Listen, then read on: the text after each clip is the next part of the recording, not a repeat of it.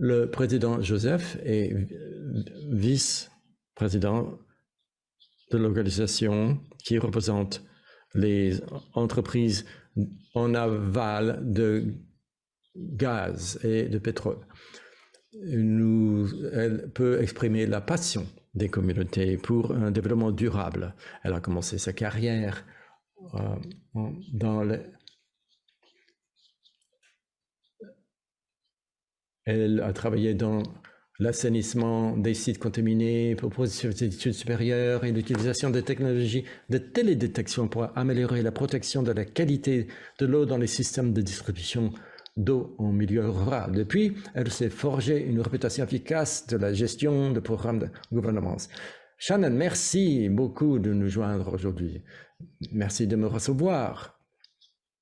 Il est clair que le secteur du gaz est...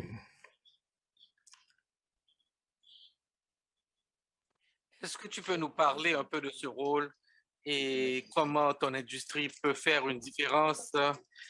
Je crois que le point le plus important, c'est que dans le secteur des ressources et son développement, c'était une des voies de prospérité pour les premières communautés, les Premières Nations et pour leurs entreprises. Je crois que c'est une coïncidence heureuse que souvent là où nous nous trouvons, ces communautés se trouvent aussi et on peut échanger et être mutuellement se bénéficier. Au fil du temps, nous avons beaucoup appris, la relation a évolué et maintenant il y a d'excellents partenariats par rapport au logement. Selon ça, a un excellent projet de logement, c'est un de nos membres dans les communautés où elles opèrent. Les projets relatifs à la gestion de l'environnement aussi sont très importantes. Les Canadiens devraient être à l'écoute de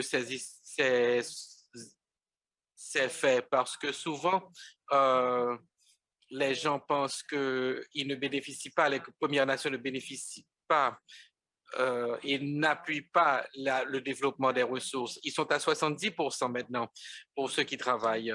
En termes de sondage, là où nous sommes, nous travaillons avec à peu près 275 entreprises de Premières Nations et la valeur, c'est 2,5 milliards de dollars de chiffre d'affaires. Et c'est magnifique et ça construit l'indépendance, la prospérité de ces communautés et ça fait partie de la réconciliation. C'est une contribution importante que les industriels font aux communautés et vice-versa. Absolument. Ce sont des partenaires essentiels, absolument. Ils apportent beaucoup. Ces partenaires de passation de marché apportent leurs expertises, ils apportent leurs expériences, ils participent à tous les domaines de l'entreprise. Ce sont des entreprises très sophistiquées.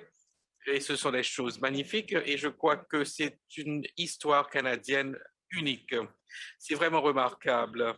Passons maintenant un moment sur la question de l'approvisionnement en énergie, de la transition. Toute personne qui suit l'actualité nous montre que les événements récents en Europe et en Asie démontrent l'importance du pétrole et du gaz naturel pour l'économie mondiale. En même temps, notre gouvernement fédéral consulte les Premières Nations pour la juste transition. Comment est-ce que ces communautés s'insèrent dans ce processus de juste transition? Je crois que le point de départ pour l'industrie de l'énergie, c'est que la demande est en hausse. Il y a eu une petite pause pendant la pandémie. Avec cette pause, il y a eu des blocages dans les chaînes d'approvisionnement. Ça a compliqué l'histoire, la donne. Mais très clairement, le pétrole et le gaz naturel sont vitaux. Ils vont continuer à jouer un rôle important dans le mix énergétique de l'avenir.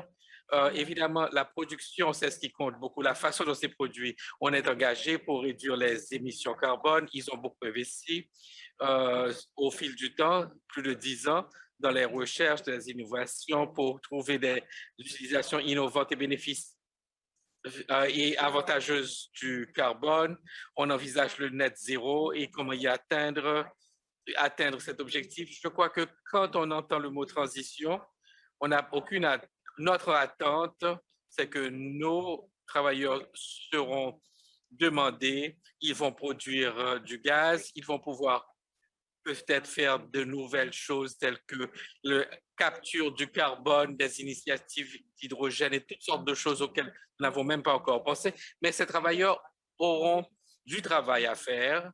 Donc, c'est une transition vers davantage, vers l'innovation et vers moins d'émissions. Mais définitivement, les travailleurs seront toujours